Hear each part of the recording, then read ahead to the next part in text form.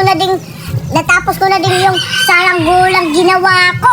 Susubukan ko to ipapalipad. Tapos kapag makita ko si Biti, papaigitin ko siya ng saranggola ko. Tara, papalipad na natin. Tingnan nyo.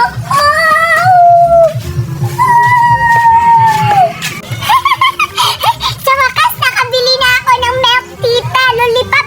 Di pala tita, Milk Tita pala to. Subukan ko ang buksan at kainin. Bango! Ang sarap-sarap! Hala, teka, ano yung dala-dala ni Cardo? Wow, ang ganda naman yun. Parang laruan ah. Anong tawag nga yun? Parang saranggula. Wow! Hala, nakakaingit naman. Gusto ko magpapagawa ng ganun. Puntahan ko nga si Cardo. Magpapalipad na ako